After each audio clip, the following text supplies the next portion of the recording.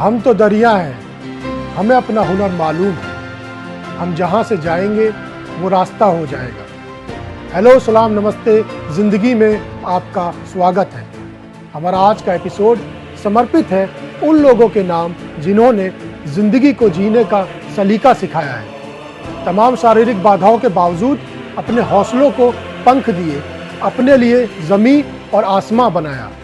विकलांगता चाहे कैसी भी हो, थोड़ी तो तकलीफदेह होती ही है, लेकिन आज अपने हौसले से इस तकलीफ को कम किया जा सकता है। ऐसे लोगों की कमी नहीं जिन्होंने अपने अपने क्षेत्र में शिखर पर पहुंचकर विकलांगता को ठेंगा दिखाया है और जिंदगी में अपना एक मुकाम और एक पहचान बनाई है। न कभी तुझमें कोई, अब कर ले तू खुद पे यकीन, जीतेगा तू हर कदम, बस करना है खुद पे यकीन, खुद पे यकीन, खुद पे यकीन।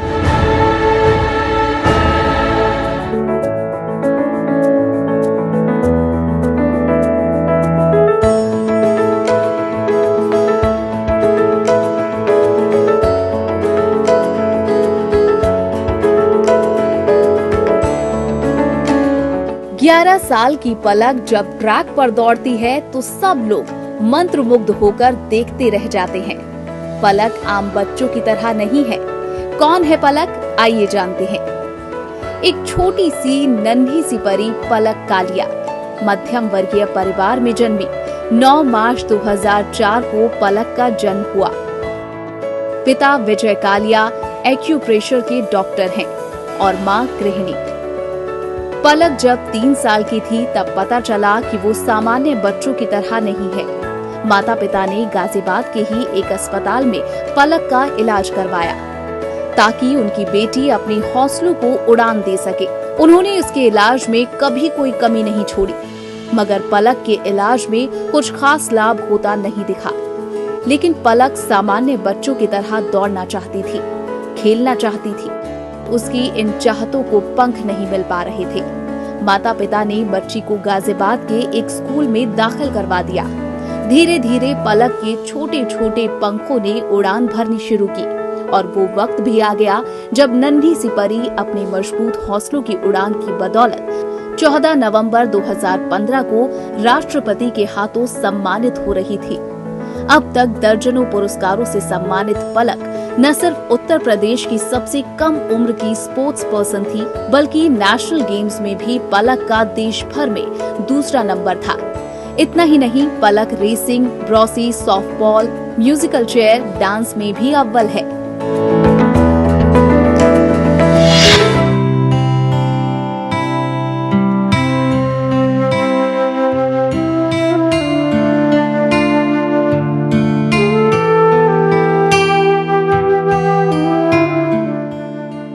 कुछ ऐसा ही हुनर दारागंज निवासी मोहम्मद आजाद के अंदर है। 28 साल पहले एक हादसे ने उनकी आंखों की रोशनी ले ली, लेकिन उन्होंने हौसलों के दम पर रास्ता निकाला। दिखाई नहीं देता तो क्या हुआ, 4 पहिया से लेकर 2 पहिया वाहन तक का पंचर अपने हुनर से बनाते हैं। करीब 28 साल पहले आजाद एक ट्रक के टायर में हवा भर रहे थे, तभी टायर फट गया। टायर के फटते ही वो दूर जा गिरे। इस दौरान उनके सिर और आंखों में गहरी चोट आई। उनकी जान तो बच गई, लेकिन आंखों की रोशनी चली गई। अब आजाद इलाहाबाद अपने बड़े भाई के पास आकर पंचर की दुकान में काम करने लगे। शादी से करीब 3 साल बाद हुई इस घटना ने उनके घर पर मुसीबतों का पहाड़ गिरा दिया, लेकिन उन्होंने हिम्मत नहीं छोड़ी और अपनी साइकिल की दुकान खोल ली। अपने पैरों पर फिर से खड़े हो गए। आजाद हर तरह के पंचर बनाने में माहिर हैं। उनकी ये कला पूरे इलाहाबाद में मशहूर है। उन्होंने बताया, पंचर बनाने के लिए ट्यूब में हवा भरने के बाद ट्यूब के जिस तरफ से हवा निकलती है उसे नाक की ओर कर लेते हैं। इसके बाद उसे बनाकर तैयार कर देते हैं। आजाद पंचर बनाने से हर रोज करीब 200 से 250 रुपए तक कमा लेते हैं। आजाद की 5 बेटियां और 3 बेटे सहित 8 बच्चे हैं। इनमें से 3 लड़कियों की और 1 लड़के की शादी हो चुकी है। घर के हालात ठीक नहीं होने की वजह से बच्चों को पढ़ा नहीं सके। अब उन्हें अन्य बच्चों की शादी की चिंता सता रही है। मोहम्मद आजाद उन लोगों के लिए प्रेरणा और नसीहत है जिनकी आंखें होने के बावजूद भीख मांगने से कोई गुरेज नहीं है। आंखों की विकलांगता को उन्होंने कभी भी अपनी हौसलों की उड़ान में बाधा नहीं बनने दिया। ये दो अलग अलग लोगों की जिंदगियां हमने आपको दिखाई। एक ने जिंदगी की तमाम दिक्कतों को बखूबी ठेंगा दिखाने का काम किया और दूसरी अभी भी जिंदगी की जंग लड़ रहा है। शायद इसीलिए पलक का परिवार उसके साथ उसका सहयोगी बनकर खड़ा रहा और उसने कामयाबी को छूने का काम किया। लेकिन मोहम्मद आजाद इतना खुशनसीब नहीं था, इसीलिए वो आज भी सिर्फ 2 वक्त की रोटी जुटाने के लिए जिंदगी की लड़ाई लड़ने का काम कर रहा है। इस गंभीर मुद्दे पर बात करने के लिए हमारे साथ कुछ खास मेहमान मौजूद हैं। आइए बिना कोई वक्त जाया करे मैं आपकी उनसे मुलाकात करवाता हूँ। हमारे साथ मौजूद है मशहूर लोक गायिका कल्पना चौहान जी, बॉलीवुड और सामाजिक सरोकार से जुड़े रहने वाले राजा बुंदेला जी हमारे साथ हैं, पैराशूटर राजीव मलिक जी हमारे बीच हैं, सोशल वर्कर सुवर्णा राज हमारे साथ हैं, कैलाश चंद पांडे जी जो कि दिल्ली के लोधी रोड पर एक ब्लाइंड स्कूल का संचालन करते हैं वो हमारे साथ हैं, तुषार कुमार जी हमारे बीच हैं जो समाज कल्याण के कामों में बढ़ चढ़ कर हिस्सा लेते हैं। आप सभी मेहमानों का बहुत बहुत स्वागत है और प्राइम न्यूज आप सभी के जज्बातों और हौसलों को सलाम करता है। सबसे पहले हम कल्पना चौहान जी से शुरुआत करना चाहेंगे। कल्पना जी, हम आपसे जानना चाहते हैं, आपकी जिंदगी की उस घटना के बारे में जानना चाहते हैं जिस घटना ने आपकी जिंदगी को बदल कर रख दिया। क्या कहना चाहेंगे आप उसके बारे में? मैं कहना चाहूँगी कि वैसे तो शारीरिक बदलाव के अलावा मेरी ज़िंदगी में कोई बदलाव नहीं है। 2010 25 जून को जब मेरा एक्सीडेंट हुआ था तो मैंने यही सोचा था कि शायद मैं दोबारा नहीं खड़ी हो सकूं। लेकिन जब मैंने देखा कि पूरा उत्तराखंड और पूरा समाज मेरे साथ खड़ा है, मेरा परिवार मेरे साथ खड़ा है, तो मैंने अपने हौसले को कम होने नहीं दिया। और डॉक्टरों ने तो खैर मुझे जवाब दे दिया था कि आपके दोनों पैर इस लायक नहीं है कि आप कभी खड़ी हो सकेंगी या कभी मंच तक पहुंच सकेंगी। लेकिन मेरे सर पर सबका इतना बड़ा आशीर्वाद रहा है, लोगों की मदद रही, हर क्षेत्र से उन लोगों ने मेरे लिए दुआ करी, चाहे वो तन मन धन सबसे दुआ करी। उन्होंने मेरा जो सहयोग था, उनके अपनापन, उनका प्यार देखकर मैंने कहा नहीं, मैं कोशिश करूँगी कि मैं खड़ी हूँ। मैं चैलेंज इसको दुनिया को दिखाऊंगी कि मेरे दोनों पैर जिनको डॉक्टरों ने नकार दिया था, मैं उसमें खड़ी होकर लोगों को दिखाऊंगी कि ऐसा नहीं है। अगर हमारे अंदर जज्बा है कुछ कर गुजरने की, अगर सोच है तो हम कुछ भी कर सकते हैं। 2025 जून को जब मेरे साथ हादसा हुआ था, सभी की यही राय थी कि शायद ही मैं कभी खड़ी हो पाऊंगी। लेकिन 2010 में ही दिसंबर में जब मैंने अपना पहला शो उत्तराखंड में जाकर व्हीलचेयर में बैठ के दिया था, तो लोगों ने मुझे जो सराहा, हाथों हाथ में रखा, तो मेरा हौसला और बढ़ गया। और आज मैं व्हीलचेयर को छोड़कर मंच में खड़ी होकर जब गाती हूँ तो मुझे ऐसा नहीं लगता कि शायद मेरे पैर नहीं है। राजा जी, आप कुछ कहना चाहेंगे इनके हौसले के बारे में? देखिए, क्या होता है जिंदगी में, सुख दुख लगे रहते हैं, समस्याएं सबके साथ हैं, लेकिन कोई आदर्श जिंदगी तभी हमारे सामने एग्जाम्पल के रूप में खड़ा करता है जब वो इन समस्याओं से, इन सुख दुख से आगे बढ़कर जिंदगी को एक मायने देता है। अगर आपको याद हो, भगत सिंह आज़ादी के लिए लड़ रहे थे, उस समय भी स्टूडेंट्स थे, उस समय भी लोग नौजवान थे, लेकिन भगत सिंह ने जिंदगी को कहीं उससे आगे देखा था। उनको लग रहा था कि अगर इस मुल्क में आज़ादी आएगी तो करोड़ों लोगों को अपने आज़ादी में जीने का साहस होगा। इसी तरह ये लोग भी हैं कि ये लोग ये नहीं दिखाते हैं कि ये बाधाएं इनको रोक पा रही हैं, इन बाधाओं से आगे निकल के भी ये उससे बेहतर करते हैं जिससे बेहतर हम और आप हैं। मुझे तो बल्कि ऐसे लोगों के साथ मिलके अपने आप को मैं छोटा महसूस करता हूँ कि इन्होंने इतनी बड़ी लाइन खींच दी है कि हम जैसे लोग उस लाइन को करीब भी नहीं पहुंच पाते हैं। हमारे साथ यहाँ मौजूद है राजीव मलिक जी। राजीव जी एक पैराशूटर हैं और उनकी खुद की एक कहानी है। राजीव जी, कुछ बताना चाहेंगे? मैं एक इंडियन पैराशूटर हूँ जिसने जो है एबल बॉडी के अलावा जो है देश के खिलाड़ियों को ये दिखाया कि शूटिंग खाली जो है एक नॉर्मल स्ट्रोंग शारीरिक रूप से जो है मजबूत आदमी ही नहीं कर सकता है, विकलांग खिलाड़ी भी वो सब कुछ कर सकता है। उसके लिए मैंने जो है 45 किलोमीटर साइकिल का सफ़र करके मैं जाता था और 45 जो है ट्रेनिंग करने के बाद आता था। तो मैं 90 किलोमीटर का सफ़र तय करता था, लेकिन उसका इनाम मुझे ये मिला कि आज मेरे पास जो है मेडल तो रह गए, लेकिन उनकी कोई वैल्यू नहीं है इस देश के अंदर, मेरी मेहनत की कोई वैल्यू नहीं है। और मेरे साथ जो है मैं इस पोजीशन में आज हूँ कि मैं मतलब कई बार जो है मतलब लगा मुझे कि यार मुझे मतलब मर जाना चाहिए, आत्महत्या करना लेना चाहिए, जहाँ आदमी के टैलेंट की कोई कदर नहीं है जिस देश के अंदर। क्योंकि मैं कंपैरिजन वहाँ से भी करता हूँ, मैं बहुत सारी कंट्रियों में गया हूँ, वहाँ पे देखा उन लोगों को जो है वो कितने गंभीर होते हैं हम जैसे लोगों के प्रति, उनकी सरकार, उनके रूल नियम सब कुछ जो होते हैं। तो यहाँ पे जब कंपैरिजन किया मैंने कि यार यहाँ से तो चला जाना चाहिए, यहाँ पे तो अच्छा नहीं है। तो लेकिन उसके बाद भी जो है मैंने इतना लंबा समय, मेरे माँ बाप जो है उनकी आशाएँ, मेरी पत्नी भी है, एक छोटा बच्चा है, मैं इस लायक भी आज तक नहीं हो पाया जो है। मैं एक चैम्पियन भी बना, मैंने 10 बार जो है कंटिन्यू गोल्ड मेडल लिए नेशनल स्तर पे। एक बार मुझे बड़े खेल में जो है एशियाड गेम में जो 2010 चाइना में खेलने का मुझे मौका मिला। उसके अंदर मैं पहला एक ऐसा खिलाड़ी हूँ पैरा जिसने जो है वो चाइना के बाद मतलब फाइनल में वो पहुँचा जो है, जबकि वहाँ पे माइनस टेम्परेचर जिसकी मुझे कोई आदत नहीं, और करीबन 100 की स्पीड से भी ज़्यादा की स्पीड हवा की थी।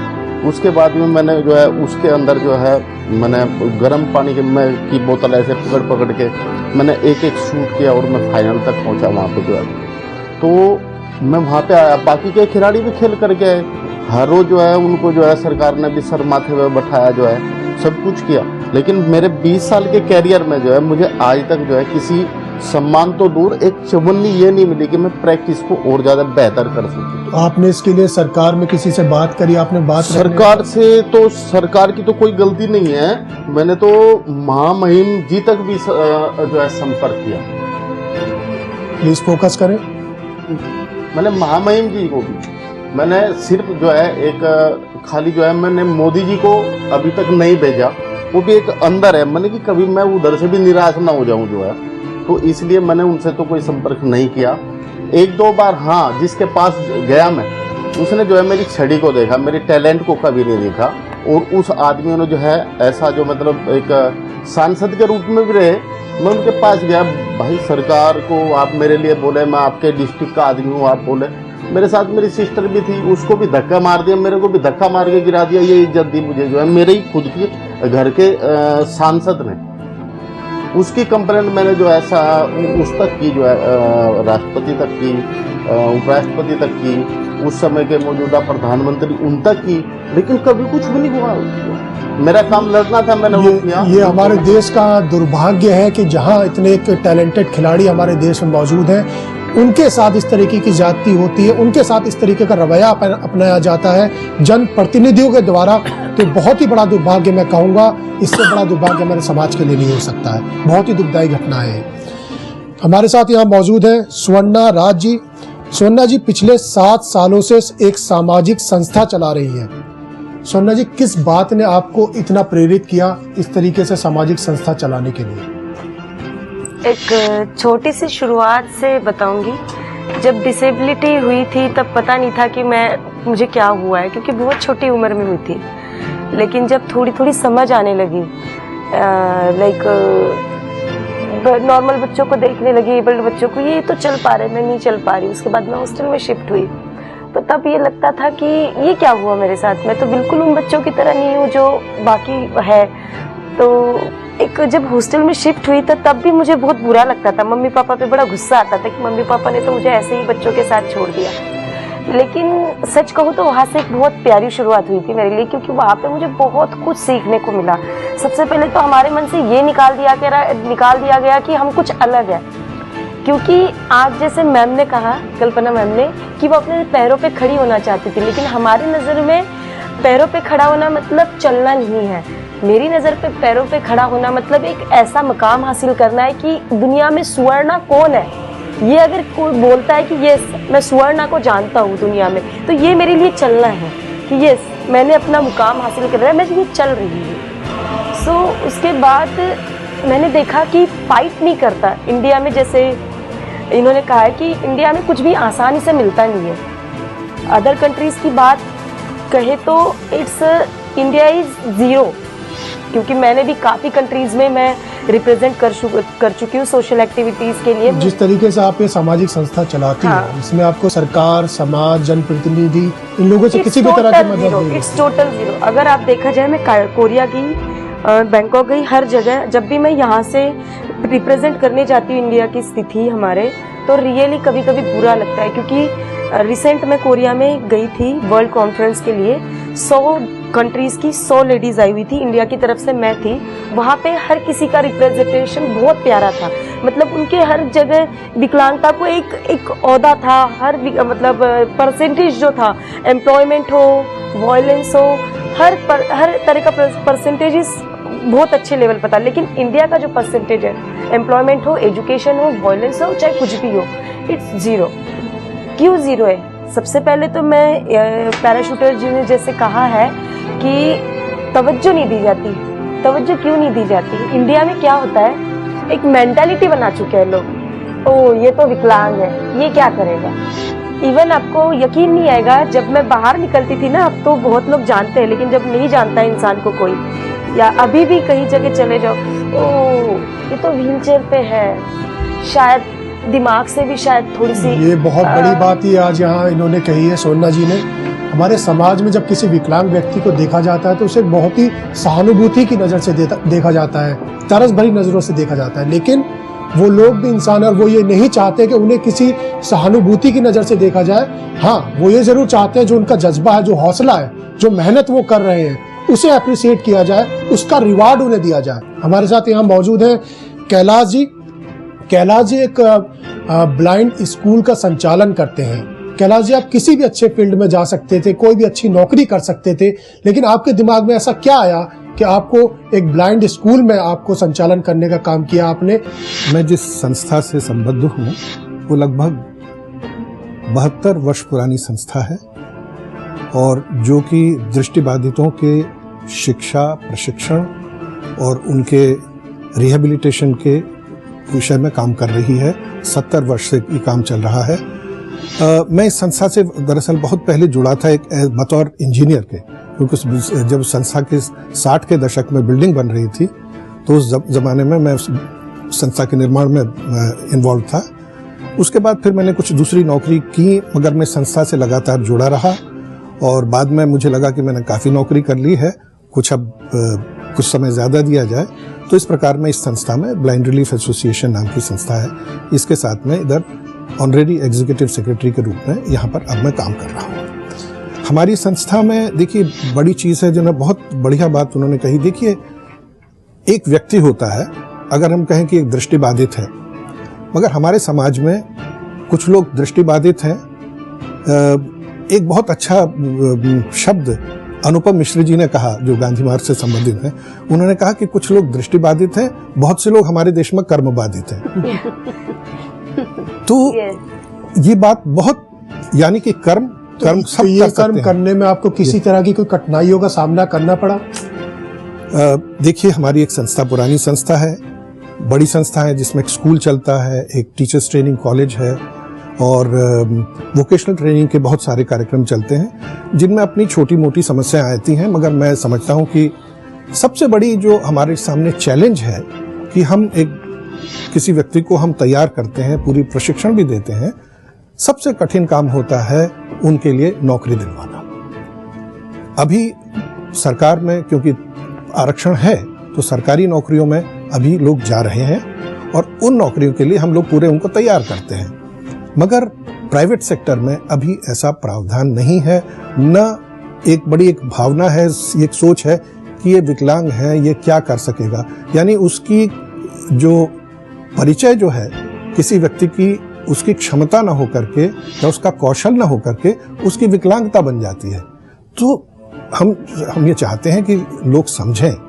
हम कंपनी में अगर हम अपने प्रशिक्षार्थी को भेजते हैं तो वो आपको नुकसान देने के लिए नहीं, हमें मालूम है आपने भी पैसा कमाना है, मगर आप ये समझिए कि ये भी आपको पूरी तरह से आपकी कंपनी में या जो भी काम है उसमें आपके लिए लाभदायक रहेगा इसको। बिल्कुल कैलाश जी, आपने बहुत अच्छी बात कही, बहुत अच्छी सोच के साथ आप ये काम कर रहे हैं। हमारे साथ मौजूद हैं तुषार कुमार जी, जो कि एक यंग बिजनेसमैन है। तुषार जी, आपने बहुत ही कम उम्र में एक बहुत ही बड़ा मुकाम हासिल किया है बिजनेस की दुनिया में। आप बहुत बिजी रहते हैं, लेकिन सामाजिक सरोकार के कामों से जुड़े रहते हैं। किस तरीके से आप इसके लिए समय निकाल पाते हैं? मोहसिन जी, जहाँ तक समय निकालने वाली बात है, समय हम हर चीज़ के लिए निकालते ही हैं। हम अपने परिवार के लिए भी समय निकालते हैं, हम अपने बिजनेस के लिए भी समय निकालते हैं। वैसे ही मैं कोशिश करता हूँ कि कुछ समय अगर मैं कुछ कर सकूँ इस देश के लिए, या यहाँ पे जो रिक्वायर्ड किसी को कुछ ज़रूरत है उनके लिए मैं कुछ कर सकूँ तो मैं ज़रूर करूँ। जो हम अभी बात कर रहे थे कि क्या किया जाए, मैंने कुछ दिन पहले एक प्रपोजल डिस्कस किया था एक ब्यूरोक्रेट से, और मैंने उनको रिक्वेस्ट किया था कि सरकार अगर कोई कॉल सेंटर खोले, कोई भी अगर सरकार खोले या कोई प्राइवेट कोई बिजनेस हाउस भी खोले, तो क्यों ना जो ब्लाइंड हैं, जो लोग देख नहीं सकते, उनको उस कॉल सेंटर में हम ट्रेनिंग दें, हम उनको वहाँ पर नौकरी प्रोवाइड कराएं। कॉल सेंटर का सिर्फ काम है कि आपने कॉल लिया और उसको आगे ट्रांसफर कर दिया। उसमें बहुत ज्यादा आंख की जरूरत नहीं है, शायद दिमाग की और हाथ की जरूरत ज्यादा है। ऐसा लगा कि आपको कोई पॉजिटिव रेस्पॉन्स मिल रहा है और स्थिति कलाजी कुछ कहना मैं कुछ जोड़ना चाहूंगा। तुषार जी, आपको ये जान के बहुत खुशी होगी कि हमारी संस्था कॉल सेंटर ट्रेनिंग भी कर रही है। हम न केवल प्रैक्टिकली वो काम भी कर रहे हैं और उस हद तक काम कर रहे हैं जिसमें केवल बातचीत करने तक की नहीं, बल्कि जो क्लाइंट के जो रिस्पॉन्स हैं उसको कंप्यूटर में रिकॉर्ड करके एक पूरा, जैसे मेन स्ट्रीम कॉल सेंटर में जो काम होता है वो पूरा काम कर रहे हैं। और प्रतिष्ठित कंपनियों के लिए भी उन्होंने काम किया है। मगर हमारी जो सबसे बड़ी जो जैसा चैलेंज मैंने कहा था, आप जैसे लोग अगर कॉल सेंटर बनाएं, हम आपको ये भी मदद कर सकते हैं कि किस प्रकार आप अपना जगह CMR अगर आपका है, किस तरह से वर्क फ्लो होगा, हम उसमें भी आपको प्लानिंग में मदद कर सकते हैं, क्योंकि हमें इसमें अनुभव हमने लिया है। इसी तो संभावनाएं हैं इसमें। इसी चीज को लेकर के मैंने पूरा एक प्रपोजल तैयार किया था और कई लोगों से मैंने डिस्कस किया, क्योंकि प्राइवेट आदमी, प्राइवेट कंपनी को ये कन्विंस करना, जैसे अभी आप बात कर रहे थे कि वो एक हैंडीकैप को या किसी को जो नहीं देख सकता है उसको वो अपनी कंपनी में लेकर आए, ये कन्विंस करना थोड़ा सा कहीं ना कहीं कठिन हो सकता है। तो उसके लिए मैं चाह रहा था कि कुछ सरकार अगर कहीं सपोर्ट कर सके। मैं जो अलग अलग डिफरेंट लोगों से मिला, चाहे मैं कई ब्यूरोक्रेट से मिला, चाहे मैं कई जो अभी मंत्री हैं कई बड़े, उनसे मिला, उनको मैंने यही कहा कि आपकी इन्वॉल्वमेंट इसमें बहुत ज़रूरी है। इसमें एक ट्रेनिंग सेशन ज़रूरी है बड़े बड़े बिजनेस हाउसेस को, कि क्यों ना इन लोगों के लिए कुछ किया जाए। हम उम्मीद करते हैं कि सरकार इस पर जल्दी से कदम उठाए और इस तरीके का कोई प्रपोजल एक्सेप्ट हो और इस पर काम करना शुरू करे। कुछ कहना चाहेंगे? इतने साल आज़ादी के बावजूद भी आज तक हम उस अंतिम लाइन तक के व्यक्ति तक नहीं पहुंच पाए। लेकिन हमें ये समझना चाहिए कि यह देश विविधताओं का देश है। इसमें कितनी जातियां हैं, कितने धर्म हैं, कितनी भाषाएं, और ये बड़ा आसान है कि मैं बहन जी आपके लिए नहीं कह रहा हूं और ना आप भाई साहब आपके लिए कह रहा हूं, बिल्कुल अन्यथा मत लीजिए कि सरकार ने ये नहीं किया। दरअसल होता क्या है कि हम जैसे पढ़े लिखे लोगों ने, जैसे आपके चैनल ने इतना बढ़िया ये प्रोग्राम किया, अगर हम सामाजिक सरोकार को समझने वाले लोग इस जिम्मे को ले लें, इसको थोड़ा सा बांट लें, तो सरकार का बोझ कम हो जाएगा। ये जरूरी ही नहीं है कि सरकार ही हर चीज को करे कि साहब, और हमारी सोच ये होती है कि अगर कोई शहीद पैदा हो तो पड़ोसी के यहाँ हो, हमारे यहाँ ना हो। लेकिन जब तक हम इस सोच को नहीं बदलेंगे, जैसे आपने किया है, ऐसी बहुत सारी संस्थाओं को आगे बढ़ना पड़ेगा। आप जैसी सोच वाले लोगों को आगे आना पड़ेगा और हमें जिम्मेदारी लेनी पड़ेगी। उसमें एक बैकअप गवर्नमेंट का हो सकता है, लेकिन गवर्नमेंट के भरोसे हम गए, और ये दुर्भाग्य रहा है। ये पहली बार नहीं हुआ है। हमारे यहाँ से बड़े बड़े साइंटिस्ट, हरगोविंद खुराना जी यहीं से छोड़ के गए हैं, अमृत घोष भी यहीं से छोड़ के गए हैं। तो इस देश का दुर्भाग्य कि हम टैलेंट जब चला जाता है तब हम उसको पहचानते हैं, लेकिन अब ऐसा नहीं है। सोशल मीडिया बदल रहा है, हमारी अवेयरनेस बदल रही है, शिक्षा की पद्धति बदल रही है। तो मुझे उम्मीद है कि ये समस्याएं अगले 5-10 साल में खत्म हो जाएंगी। लेकिन जरूरी है कि हम जैसे लोगों को इसके लिए खड़ा होना पड़ेगा और जिम्मेदारी लेके आगे बढ़ने की हमें इन लोगों के लिए हिम्मत और साथ देना पड़ेगा। ये बहुत अच्छी बात कही आपने कि हम सारी बातों को सरकार के ऊपर डालकर अपनी जिम्मेदारियों से मुक्त नहीं हो सकते। हमें भी यहाँ जरूरत है कि हम कोई ऐसा कदम उठाएं जिससे कि इन लोगों के लिए हम खुद भी कोई काम कर सके। लेकिन इसका दूसरा पहलू ये भी है, सरकार भी क्योंकि समाज का हिस्सा होता है, जनप्रतिनिधि हम चुनते हैं, तो हम उनसे भी अपेक्षा रखते हैं कि वो कोई ना कोई ऐसा काम करे जो इनके सरोकार के लिए काम कर सके। लेकिन इससे हमारी जिम्मेदारी खत्म नहीं हो जाती है। जैसे तुषार जी ने कहा, राजा जी ने कहा, कैलाश जी ने कहा कि हमें यहाँ पर अपनी जिम्मेदारी समझने की जरूरत है और उस जिम्मेदारी को पूरी तरह से कम निभाने की कोशिश करने की जरूरत है। जिंदगी के सफर में अभी वक्त है ब्रेक का। ब्रेक के बाद जिंदगी के सफर में हम बात करेंगे कुछ और खास जिंदा दिल लोगों से, जिन्होंने इन रियल हीरोज के हौसलों में उड़ान भरी। कहीं मत जाइएगा, बस हाजिर होते हैं एक छोटे से ब्रेक के बाद।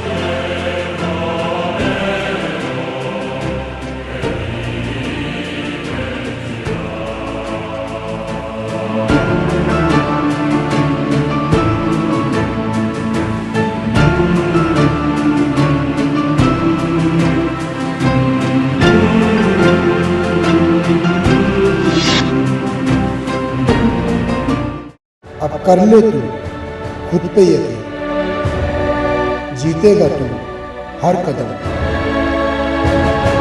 बस करना है खुद पे यकीन,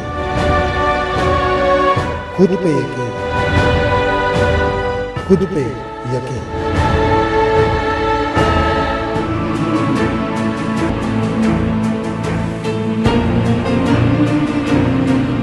जिंदगी के सफर में एक बार फिर आपका स्वागत है।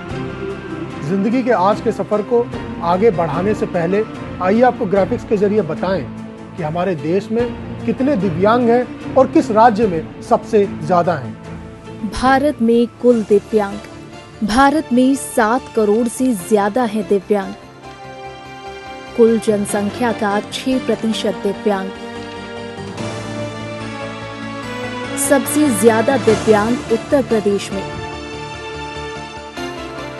उत्तर प्रदेश में 3.6 लाख दिव्यांग। सबसे ज्यादा दिव्यांग महिलाएं तमिलनाडु में। सबसे कम दिव्यांग सिक्किम में। कुल दिव्यांग महिलाएं, देश में करीब 3 करोड़ महिलाएं दिव्यांग हैं। देश में करीबन 3.5 करोड़ पुरुष दिव्यांग।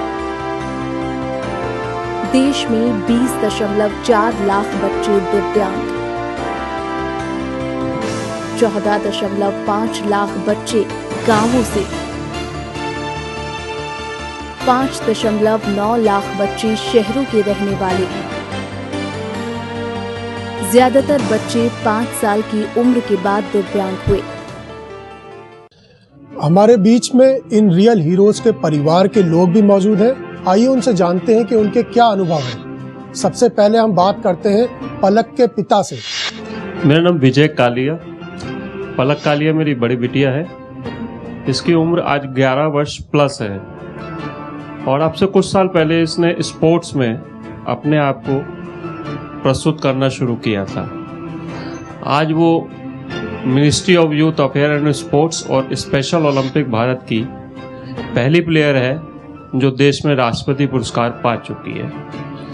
उत्तर प्रदेश में बेस्ट हैंडीकैप प्लेयर का अवार्ड विकलांग जन विकास विभाग द्वारा 3 दिसंबर को विश्व विकलांग दिवस पे पलक को मिला।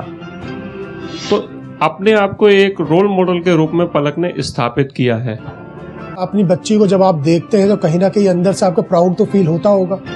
जिस समय मैं पलक के साथ खड़ा हुआ था और ये वर्ष इसका पहला अचीवमेंट आया था, दिल्ली, यूपी, हरियाणा 3 स्टेट इसने टॉप करी थी। एनसीआर लेवल की गेम्स हुए थे, उसमें उसने टॉप किया था और गोल्ड मेडल जीता था, जो एक ऐसा क्षण था कि जाग जाओ नहीं तो फिर जिंदगी पर अंधेरा है। लेकिन सबसे बड़ी दुख की बात यह है कि हम लोग जब अपने स्पेशल चाइल्ड के साथ, परिवार के साथ हम लोग खड़े होते हैं तो देश में एक दुर्भाग्य का हम लोगों के साथ भी चलता है कि कुछ लोग हम लोगों को, हमारे बच्चे के हैंडीकैप होने के बाद भी हम लोगों को भी ये मान के चलते हैं कि शायद हम भी विकलांग हैं। समझ में नहीं आता कि हम लोग समय समय पर प्रूव करके दिखाते हैं कि वो हमारा स्पेशल बच्चा वो आपसे कहीं बेहतर है, बहुत कुछ कर सकता है, लेकिन उसके बाद भी उनको प्रमाण की आवश्यकता होती है। आज देश के प्रथम व्यक्ति राष्ट्रपति जी द्वारा पलक सम्मानित हो चुकी है, रोल मॉडल बन चुकी है, लेकिन है कुछ अभी भी जो ये मान के चलते हैं कि विकलांग कुछ नहीं कर सकता। लेकिन ऐसा गलत है। विकलांग अगर अपनी पे उतरे आए तो वो इतनी बड़ी लाइन खींच के रख देता है कि आप उस लाइन के बराबर भी पहुंचने की सोच नहीं सकते हैं। ये आपने बहुत बड़ी बात कही है कि विकलांग जब अपनी बात पर आ जाए तो वो एक नॉर्मल आदमी से ज़्यादा अच्छा काम कर सकता है। और पलक यहाँ पर बहुत बड़ी बधाई की पात्र है कि इतनी कम उम्र में उन्होंने इतने बड़े अवार्ड जीतने का काम किया। लेकिन आप भी बधाई के पात्र हैं कि आपने इतना कुछ होने के बावजूद पूरी तरीके से सपोर्ट किया। यहाँ राजा जी मैं आपसे ये जानना चाहूँगा, इन्होंने कहा कि जब कोई बच्चा विकलांग होता है और आप किसी के पास जाते हैं तो पेरेंट्स को भी इसी नज़र से देखा जाता है कि वो भी विकलांग है। दरअसल मोहसिन भाई हुआ क्या है, आज़ादी के बाद हमने लोगों के लिए सोचने का ठेका ले लिया। हम होने दो काम चाहिए थे कि जो लोग पढ़े लिखे नहीं थे, पढ़े लिखे लोगों को उनको पढ़ाना चाहिए था, ना कि ये पैकेज देके, योजना देके, उनके लिए आरक्षण देके उनको और कमज़ोर बनाना। हम लोगों ने ये किया और वो नीति बिल्कुल गलत थी, जिसका आज हम नतीजा भुगत रहे हैं कि हमने कुछ लोगों के लिए, साहब ये गरीब हैं इनके लिए हम योजना बनाएंगे, ये अनपढ़ हैं इनके लिए हम योजना बनाएंगे, ना कि उनको हम पढ़ा लिखा के उनके पैरों पे खड़ा करेंगे। उसका नतीजा यही है कि हम बेचारे कितने मतभेद हैं। हम लोग सामाजिक सरोकार से हमारा कोई मतलब नहीं है। हम समाज से कट गए, हम जाति से कट गए, हम धर्म से कट गए, हम परिवार से कट गए और हम देश से कट गए। हम सिर्फ रहे तो केवल अपने आप के लिए रहे। और यही वजह है कि दूसरे मुल्कों को हमसे बाद में आज़ाद हुए और हमसे कहीं आगे पहुंच गए। मलेशिया देखिए, आज उसकी इकोनॉमी देखिए, चाइना देखिए, साउथ कोरिया देखिए, क्या इकोनॉमी है।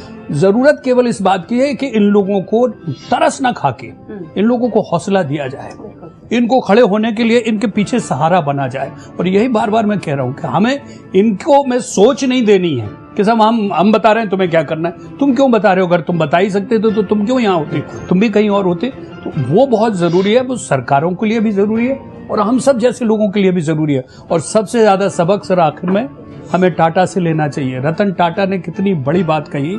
उन्होंने कहा समाज में जो पिछड़ा है और जो सबसे कहीं कमजोर है, मेरा पहला सहारा उसके लिए है, बाकी के लिए बाद में। मैं राजा जी की बात से बहुत सहमत हूँ। आज पलक ने इतना प्यारा उदाहरण दिया है। अगर विकलांग ठांग ले कि मैं कुछ कर दिखाऊं तो वो कर दिखा सकता है। तो और उसके लिए थोड़ा बहुत सरकार बहुत दूर की बात है, हमारी समाज जो है, जिस लोकेलिटी में हम रहते हैं, वो अगर थोड़ा सा एक सिंपैथी के बजाय एक मोटिवेशन दे। हमारे कैमरामैन से चाहेंगे कि वो जरा पलक को दिखाएं और उन्हें फोकस करें कि एक नन्ही सी परी ने इतनी कम उम्र में कितने मेडल्स जीते हैं। जो हमारे दर्शक देख रहे हैं वो भी उसे देखें और निश्चित तौर पर एक हौसला अफजाई मिलेगी। कैमरामैन प्लीज सारे मेडल्स दिखाएं, पलक को दिखाएं, हमारी नन्ही परी जिसने इतनी कम उम्र में, देखिए छोटी सी उम्र में इतने सारे मेडल जीतने का काम किया है। और लाखों करोड़ों जो हमारे दर्शक देख रहे हैं वो भी यहाँ पर सीखने की जरूरत है, उन्हें हौसला अफजाई यहाँ से मिलेगी। हमारे साथ राजेंद्र चौहान जी मौजूद हैं। राजेंद्र जी कल्पना जी के पति हैं, आइए उनसे जानते हैं कि उनके क्या अनुभव। कल्पना की दुर्घटना 2010 में हुई और दुर्घटना से पहले कल्पना रंगमंच पर बड़े उछल कूद करके और बड़ा मनोरंजन कर करके लोगों को अपने गीतों के माध्यम से अपनी परफॉर्मेंस देती थी। तो जब एक इतनी बड़ी दुर्घटना हुई और दुर्घटना के बाद एक ट्रक हिट कर जाता है और ट्रक के नीचे बुरी तरीके से कुचल जाने के बाद जब डॉक्टर्स कहते हैं कि भाई इनको बचाना ही बड़ा मुश्किल है, पैर तो बहुत दूर की चीज़ है, पैर बचाना तो बड़ा नामुमकिन है, लेकिन पहले ये खुद ही बच जाएं, और उसके बाद आज वो अपने आप को उसी धैर्य और साहस के साथ रंगमंच पर जिस तरीके से अपनी प्रस्तुति देती हैं, तो वाकई वो एक लगता ही नहीं है कहीं से कि इतनी बड़ी दुर्घटना इनके साथ हुई है। और वो अपने आप को, और हम भी उनको कभी ऐसा महसूस नहीं करवाते हैं कि कल्पना किसी तरीके की कोई विकलांगता कल्पना के साथ है, जबकि दोनों पाँव ना होने के बावजूद भी आज वो रंगमंच पर जिस तरीके से अपनी प्रस्तुतियों को देती हैं, हम किसी भी प्रकार का, हमने सरकार से कभी किसी प्रकार की कोई उम्मीदें नहीं करी, ना ही हम कभी विकलांग पेंशन के बारे में हमने कोई सोचा, ना ही कोई सरकारी लाभ लेने के कभी कल्पना के लिए हमने कोशिश करी। कल्पना तो स्वयं में अपनी एक बहुत बड़ी कल्पना है और तमाम आज वो अपने और साथियों की इस तरीके से मदद करती है अपने परफॉर्मेंस के माध्यम से। वो बड़े बड़े चैरिटी शो करती हैं और उन लोगों को आगे लाती हैं जो विकलांगता से बड़ी बेचारे जो बहुत मायूस हो जाते हैं अपनी ज़िंदगी से, वो उनको भी एक धैर्य और साहस का परिचय देती है। एक सवाल है निश्चित लाखों लोगों के लिए, आप और हम जैसे लोगों के लिए कल्पना जी इंस्पिरेशन का काम करती हैं। कहीं ना कहीं हम उनसे इंस्पायर होते हैं। कल्पना जी कुछ कहना चाहेंगे? हाँ, मैं यही कहूँगी कि मैंने मजबूर कर दिया कि लोग मुझे मंच पे बुलाए, क्योंकि हर विकलांग ये सोचता है कि मैं विकलांग हो गया हूँ तो मैं परफॉर्मेंस नहीं दे सकता या मैं गा नहीं सकती। लेकिन मैंने हर जो समाज मुझे बुलाता था, जिस तरह से पहले मुझे बुलाते थे लोग कि नहीं मंच पे कल्पना होनी चाहिए, तो आज मैंने इतना मजबूर कर दिया है हर संस्थाओं को कि मुझे बुलाते हैं परफॉर्मेंस देने के लिए। हम यहाँ कल्पना जी हम चाहेंगे कि आप यहाँ पर कुछ सुनाएं और हमारे जो दर्शक देख रहे हैं वो ये कुछ सीखें और वो भी आपसे कुछ यहाँ पर सीखने का काम करेंगे, इंस्पायर होंगे कि इतनी, क्योंकि जो आपकी कला है वो दर्शकों के सामने आना चाहिए। कुछ हम यहाँ पर देखिए, मैं उत्तराखंड की लोक गायिका हूँ, तो मैं आपको एक उत्तराखंडी लोकगीत सुनाती हूँ। शब्द शायद आपको समझ में नहीं आए, लेकिन संगीत एक ऐसी चीज होती है वो हर किसी को पसंद आता है। भाषा की कोई जरूरत नहीं होती उसके लिए।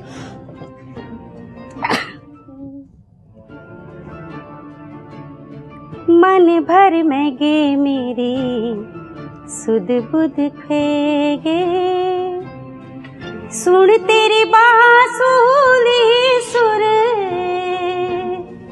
सुन तेरी बांसुरी सुर, बण मसूरे सुर बंसुरी, बण मसूरे सुर, बण मसूरे सुर बांसुरी, बण मसूरे सुर। क्या बात है कल्पना जी, क्या बात है। ये वो हौसला है, ये वो जज्बा है जो किसी शारीरिक कमी का मोहताज नहीं। अगर आपके अंदर वो जज्बा है, वो हौसला है, तो आपके अंदर अगर कोई छोटी मोटी कमी भी है वो आपकी कला के ऊपर कहीं भी हावी नहीं हो सकती। और कल्पना जी उसका जीता जागता उदाहरण है। दादा जी आप कुछ कहना चाह रहे थे? तो मैं दरअसल कल्पना जी के पतिदेव से एक सवाल पूछना चाहूंगा कि उस दुर्घटना के बाद पहला ख्याल क्या था आपका, आपको क्या लगा? दरअसल जब ये दुर्घटना हुई 25 जून को 2010 में, ये रात्रि का समय था, 9:30 जब वो ट्रैफिक खुल जाता है ट्रकों का, बहुत वो जो ट्रक एक भयानक रूप ले लेते हैं अपना, और वो जब ट्रक चलते हैं तो ऐसा लगता है कि यमराज आ रहा है हमारे बगल से, हमें लेकर के जा रहा है। इस तरीके से वो एक जब दुर्घटना हुई तो सब लोग, हम लोगों को पता लगा, हम लोग हॉस्पिटल ट्रॉमा सेंटर में पहुँचे और ट्रॉमा सेंटर में जाके पहले डॉक्टरों ने मुझे मिलने नहीं दिया, लेकिन जब मैंने स्थिति देखी तो मैं रोने लगा बहुत जोर जोर से। और वहाँ पर मेरे 2 बेटे थे। मैंने कहा बेटा मम्मी नहीं बच पाएंगी। मेरा साला भी था उसमें, मेरे साले का भी एक हाथ चला गया। उसके बारे में भी मैं आपको जानकारी देना चाहता हूँ कि उसने भी, देखिए, वो 2 हाथ का इंस्ट्रूमेंट बजाता था, जो इंस्ट्रूमेंट कभी एक हाथ से बज ही नहीं सकता। और 2 हाथ के इंस्ट्रूमेंट बजाने वाले का अगर एक हाथ चला गया तो उसकी ज़िंदगी तबाह हो जाती है। लेकिन उसने भी एक संकल्प लिया, दृढ़ निश्चय किया कि मैं एक हाथ से ही इतनी तैयारी कराऊंगा कि इसको वर्ल्ड रिकॉर्ड बनाऊंगा। आज वो रंगमंच पर एक हाथ से ऑक्टोपैड जिस तरीके से बजाता है, तो वो मंच पर उसको बहुत सम्मानित किया जाता है और उसकी ज़िंदगी का भी जीने का एक जज्बा था। तो जब ये वहाँ पर कहा गया कि भाई दोनों लोगों को बचाना बड़ा मुश्किल है क्योंकि बहुत ज़बरदस्त एक्सीडेंट हुआ है, तो उस वक्त मैं जब निराश हो गया तो तमाम समाज के लोग, क्योंकि हम लोग समाज से जुड़े हुए थे, तो तमाम समाज के लोग जब हॉस्पिटल में आए तो लोगों को वहाँ बड़ा हलचल मच गई। लोगों ने कहा यार कौन लोग ऐसे आ गए जो आज इतनी भीड़ यहाँ पर जमा हो गई। तो समाज, जो मेरा अकेले का दुख था, जो मेरे अकेले की पीड़ा थी, वो पूरे समाज में बढ़ गया। उस समाज ने वो पीड़ा सारे समाज में बढ़ गई। तो मेरा जब दुख कम हो गया, उसके बावजूद धीरे धीरे धीरे सर्वाइव करने लगी। हमने पूरी जान लगाई। हमारे उत्तराखंड के वहाँ पर मुख्यमंत्री भी पहुँचे, तमाम राजनेताओं का सहयोग, सामाजिक संस्थाओं का सहयोग, हम सब उनका बहुत बहुत धन्यवाद करते हैं। और आज साधना प्राइम न्यूज़ ने इस मुद्दे को, इस बेहतरीन मुद्दे को जो उठाया है, समाज का अहम मुद्दा, तो विकलांगता के ऊपर आपने एक सब्जेक्ट उठाया, मैं आपका पुनः धन्यवाद करना चाहूँगा इस विषय पर। तो प्राइम न्यूज़ ने ये मुद्दा उठाने की शुरुआत करी है, कोशिश करी है, और हम समय समय पर ऐसे मुद्दे उठाते रहेंगे समाज के बीच के। हमारे साथ यहाँ मौजूद हैं हंसा अमोला जी, सामाजिक कार्यकर्ता हैं। आइए उनसे जानते हैं उनका क्या कहना है इस बारे में। ये प्रोग्राम दिखाया है, इतनी गंभीर हो गई हूँ और मैं ये देखती हूँ कि समाज जिस दृष्टिकोण से लोगों को देखता है, एक दृष्टिकोण बदलेगा इस प्रोग्राम के जरिए। इतनी प्रेरणा बल्कि कल्पना को मैं सुनती आई थी और समझती आई हूँ उत्तराखंड की लोक संस्कृति में, और मैंने देखा है कि कितनी बड़ी वो सिर्फ कल्पना नहीं है, बल्कि वो तो हम सबके लिए एक प्रेरणा स्रोत हैं। जो समाज के लोग इन लोगों को ऐसे नजरिए से, ऐसी भावनाओं से देखते हैं कि ये बच्चे कुछ नहीं कर सकते, ये लोग कुछ नहीं कर सकते, बल्कि सभी समर्थ लोगों को और देश के जो भ्रष्टाचार है, मैं तो उनके लिए एग्जाम्पल देना चाहूंगी कि वो इनसे सीखे कि समाज का ये कितना बड़ा आईना है। बिल्कुल सही बात कही आपने हंसा जी। हमारे साथ मौजूद है सुनील जी। सुनील जी राजीव जी के गांव के सरपंच हैं, क्या सोचते हैं आप उनके बारे में? ये जो राजीव जी हैं, ये भतीजे लगते हैं मेरे परिवार से, और हम लोग जो है ग्रामीण पृष्ठभूमि से आते हैं, वहाँ ज़्यादा पैसा तो होता नहीं, तो इन्हें खिलवाने के लिए राजीव को हमें 6 बीघे ज़मीन भी बेचनी पड़ी। जहाँ तक पहुँच पाया ये, वहाँ तक हमने पूरा सहयोग किया इसका पहुँच पाने में, लेकिन उसके बावजूद भी सरकार की और राजनेताओं की उदासीनता के कारण आज ये हालत है जो राजीव ने बयान करी आपके सामने, मैं भी कह रहा हूँ। लेकिन आगे हम भी असमर्थ हैं कि जो हमारा आमदनी का जरिया है उसे भी अगर हम ख़त्म करके इस पे लगा दें, उसके बाद में रिजल्ट जीरो ही रहे, तो अब फिर तो भीख मांगने की नौबत आ जाएगी। तो इससे ज़्यादा तो मुझ कहने का नहीं। बिल्कुल। आपने कैलाश जी, आप एक स्कूल का संचालन करते हैं, वहाँ पर आपके कुछ ऐसे बच्चे आते होंगे, जैसे ब्लाइंड स्कूल आप चलाते हैं, कहीं ना कहीं वो भी कुछ डीमोटिवेट होते होंगे, डिप्रेशन में होते होंगे, ऐसी कुछ चीज़ें उनके दिमाग में आती होंगी, तो किस तरीके से आप उन्हें मोटिवेट करने का काम करते हैं कि ऐसी उल्टी सीधी चीज़ें उनके दिमाग में ना आए? देखिए, हमारी एक संस्था है जो कि पहला काम तो शिक्षा का है। शिक्षा का एक बड़ा उद्देश्य यही है कि केवल 10वीं 12वीं 11वीं तक पास करना ही नहीं है। हमारे स्कूल में ऐसा वातावरण है, हमारे बच्चे खुद लीडरशिप लेकर के बहुत से कार्यक्रम खुद करते हैं, और जो हमारा अनुभव है कि हमारे यहाँ के स्कूल के बच्चे जब 100% बच्चे पास करके यूनिवर्सिटी और आगे जा रहे हैं और अच्छी से अच्छी पदों पर भी काम कर रहे हैं, और इस वक्त ये है कि लोग सिविल सर्विस के लिए, सीनियर सिविल सर्विस के लिए भी तैयारी कर रहे हैं। तुषार जी, आप बिजनेस में हैं, बहुत बड़ा आपका बिजनेस है, आपने सारी बातें सुनी। जो कुछ लोग शारीरिक मानसिक रूप से हमसे कहीं ना कहीं कमजोर हैं, लेकिन हमसे कहीं ना कहीं बहुत आगे हैं, हम आज प्राइम न्यूज के इस चैनल पर आपसे ये कमिटमेंट चाहते हैं कि आप उनमें से कुछ लोगों को आप कहीं ना कहीं नौकरी देने का काम करेंगे। ये हम आपसे कमिटमेंट आज चाहते हैं।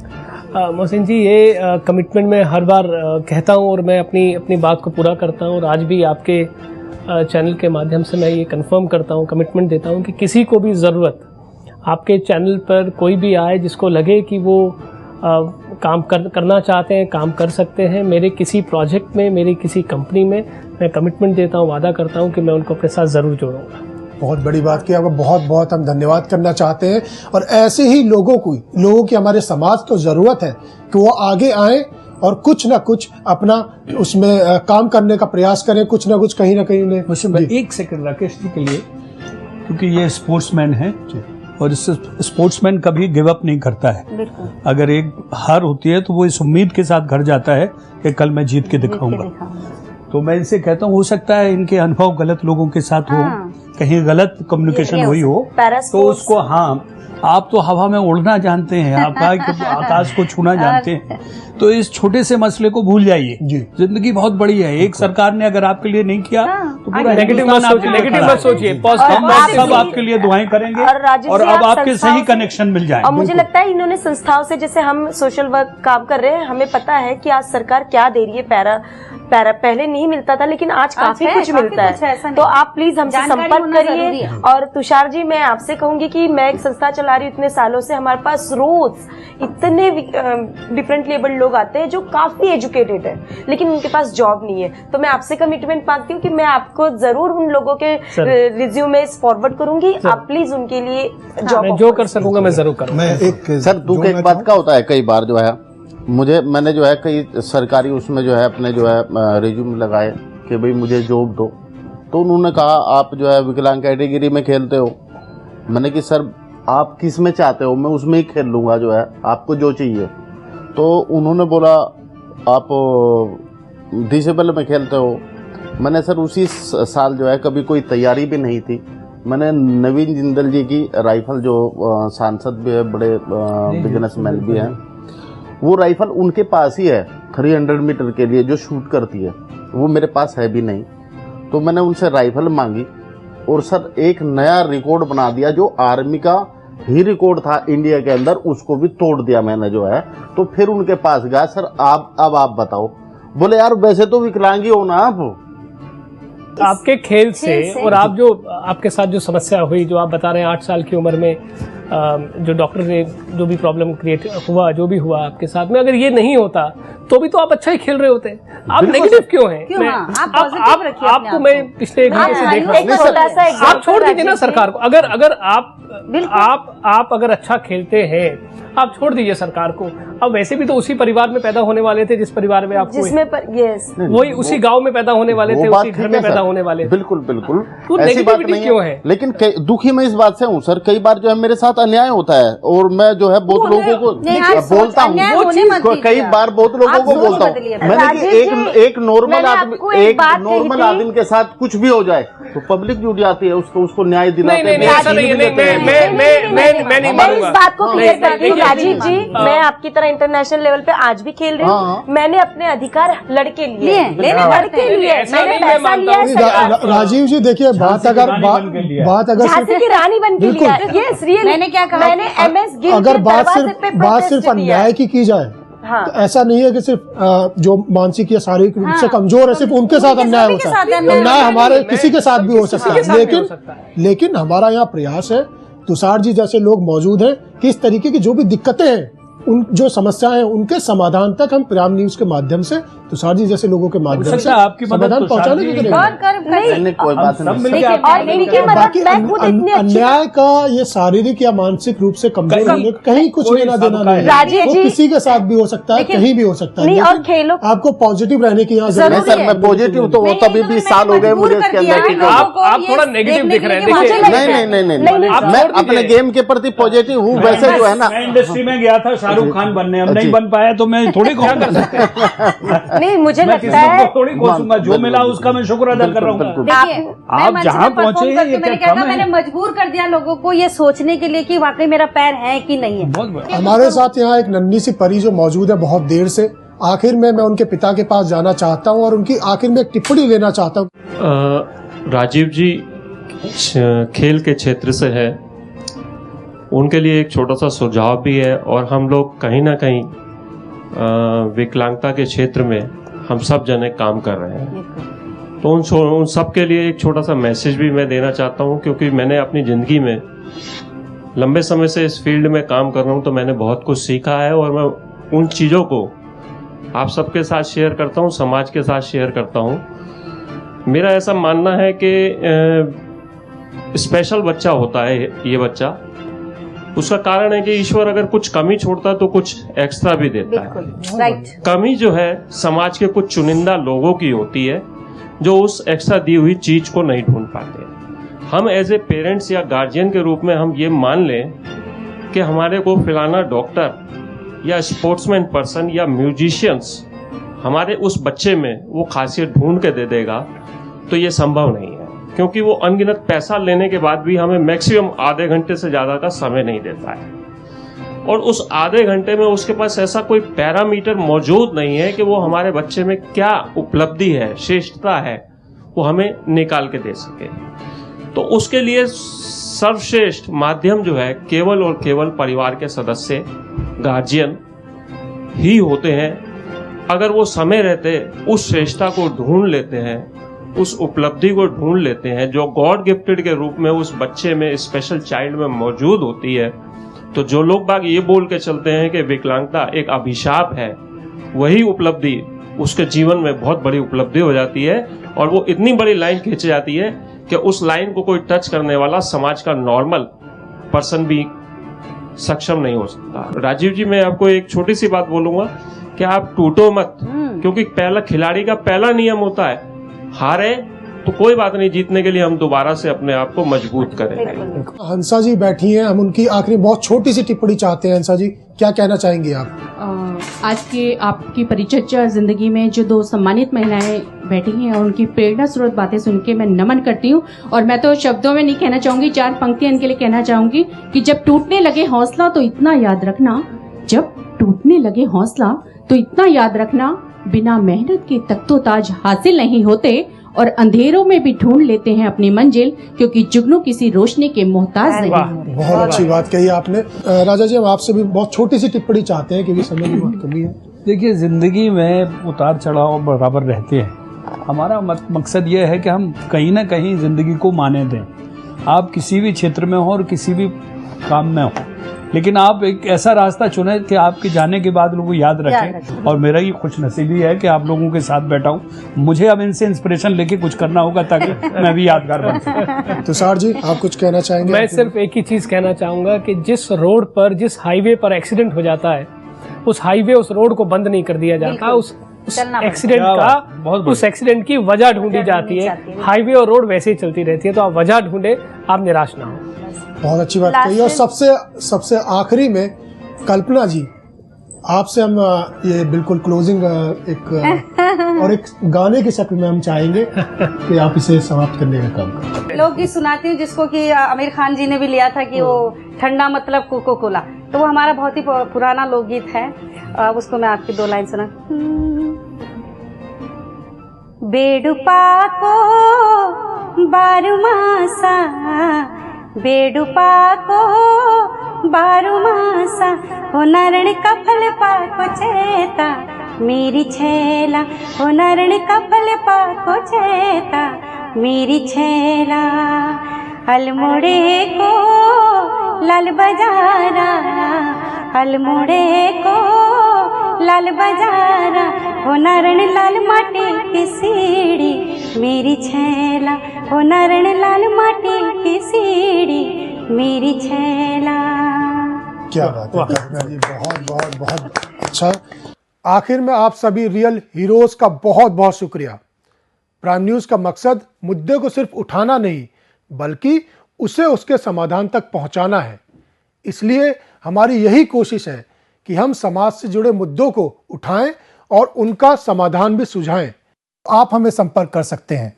हमारा पता है Sadhna prime news, B155 sector 63, Noida, Uttar Pradesh. आप हमें फोन भी कर सकते हैं 0120404015 या 40400020। आप हमें ईमेल भी कर सकते हैं zindagiprime@gmail.com। आप लोगों के हौसलों और कारनामों को देखकर यही कहने का मन करता है, कौन कहता है कि आसमां में छेद नहीं हो सकता? कौन कहता है कि आसमां में छेद नहीं हो सकता? एक पत्थर तो तबीयत से उछालो यारो, क्योंकि जिंदगी जिंदा दिली का नाम है।